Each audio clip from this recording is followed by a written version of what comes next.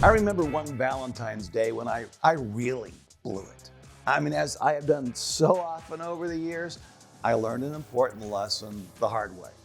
As Valentine's Day approached during my first year of marriage, I remarked to Kathy that I thought it was simply a day created by Hallmark cards so they could make more money. Oops. Did I just hear a collective gasp from you ladies out there? Yeah, it's called stepping in it big time. Kathy had been so looking forward to her first Valentine's Day as a married woman, but with a single comment, I threw it to the ground and stomped all over it. Was I right about Hallmark cards? I'll let you decide. Either way, I completely missed the importance of a day set aside to remember and celebrate the woman I loved. Now, it took me a few years to dig out from underneath that one. I'm married today due to the grace of God and the grace of Kathy. They've both had to extend me a lot of grace over the years. Now, later in this podcast, I'm going to share with you one of my God stories where I blew it big time with God, even bigger than I blew it with Kathy. Now, it was one of those watershed moments like when the nation of Israel was trapped between the Egyptian army and the Red Sea. I'm going to tell you also about a little blue sign my dad kept on his desk for 30 years that helped him stay focused. We just celebrated Memorial Day, where we remember and honor the men and women who have given their lives in defense of this nation. Why do we do that? Why do we even have days like Valentine's Day, Christmas, Thanksgiving, the 4th of July, Easter, and Memorial Day? Why did we build the Lincoln Memorial and carve up, Mount Rushmore? Throughout the Bible, God places a lot of emphasis on remembering. Why is that? Why did God command the Israelites to celebrate Passover?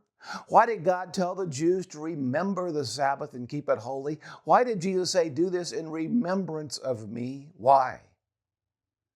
This is Brad Bright. Welcome to the God is the Issue podcast, where I show God is the issue in every issue. Why? Because we can trace all our human problems to our view of God. Now, if you find this podcast helpful, please remember to like and subscribe. And when subscribing, don't forget to click on the bell so you'll be notified whenever I post a new podcast.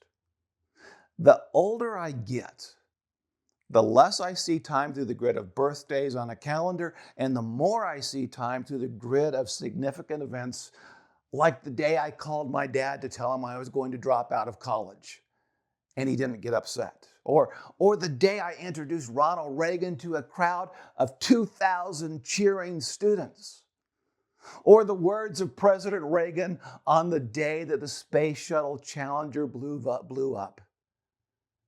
They waved goodbye and slipped the surly bonds of earth to touch the face of God. I'll never forget those words. Or the night I flew in a puddle jumper from New York City to Washington, D.C. in the grip of a massive storm and nearly crashed. We were struck by lightning more than once. I remember the Chinese guy across the aisle shamelessly crying out over and over, "Dear Lord, save us! Dear Lord, save us!"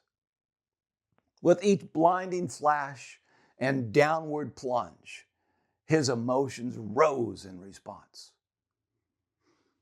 Or the day I asked Kathy's dad for permission to marry his daughter, and he responded, "Permission? You have my blessing." That was a great day. Or the day Muslim terrorists crashed 2 planes into the World Trade Center, I was glued to the TV. The day my dad died, and my 8-year-old son crawled up on his bed and said, "Grandfather, I hope you have fun in heaven." And the day my son gave his salutatory speech, I couldn't have been prouder. Or dancing with my daughter on her wedding day, her eyes glowed with excitement. My stomach was tied in knots. And the day the doctor told me I had terminal cancer and God whispered to me, "Brad, now I'm going to teach you about my sovereignty." And of course, the incredible day that my granddaughter Piper was born. I remember the life-altering lesson God taught me when we lived in Phoenix. I blew it big time with God. We'd been renting a house in Phoenix for about a year and had decided we were going to stay there and put down roots.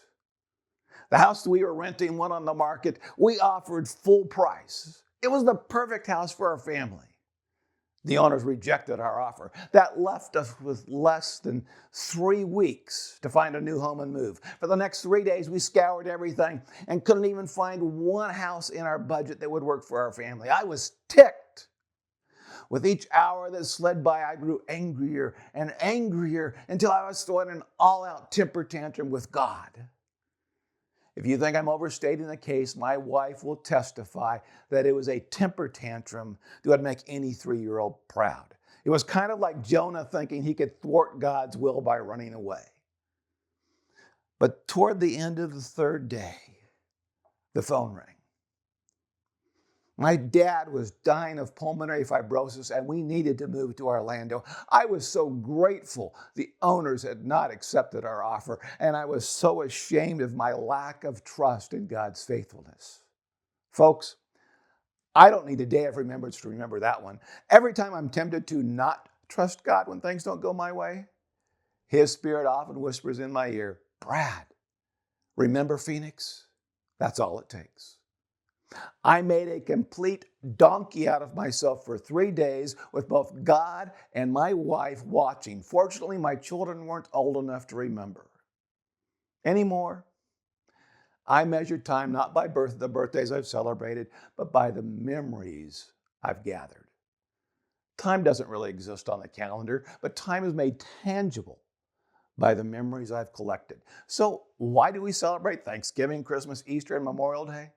Why will we celebrate our nation's 250th birthday this 4th of July?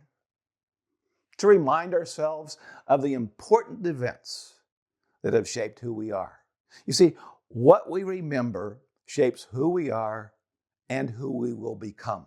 And it shapes who future generations of Americans will become as well.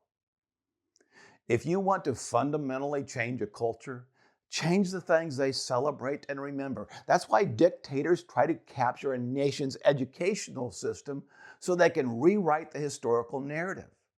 That's why progressives work overtime to banish free speech and religious freedom from schools. They want us to forget who we are.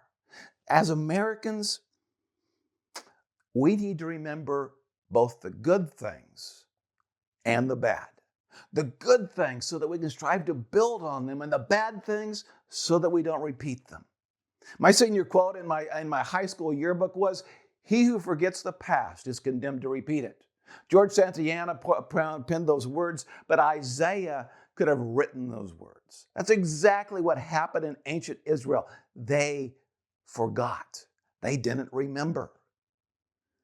We humans tend to forget, don't we? We need reminders. That's the purpose of monuments and special days, special days on the calendar like Memorial Day, to remind us of that which is important.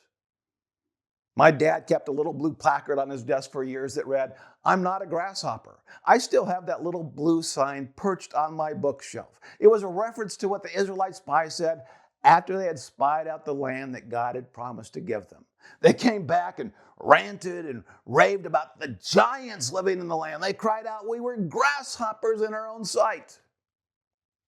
You see, they focused on themselves and their circumstances rather than on who God was. That was a fatal error. My dad never wanted to make the same mistake. That little sign helped him to remember. It helped him to stay focused on who God is. Do you need to put a sign on your desk, kitchen counter, or bathroom mirror to remind you of what is important? What would it say? We must continue to build monuments and set aside days of remembrance so that we will never, never forget. Never forget those who died so that we could live free. Never forget the God who died in our place. And never forget the God who rose from the dead so that we might have life both now and for all of eternity. We must remember. We must help our children remember. And therefore, we must celebrate. Whether it's Memorial Day, Valentine's Day, or Easter, we must celebrate those things that we value most. God forbid that we should ever forget. And most of all, God forbid that we should ever forget the God who loved us more than life itself.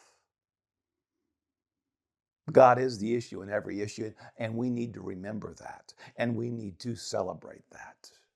I hope you found this podcast encouraging. If you did, please remember to share it. This is Brad Bright.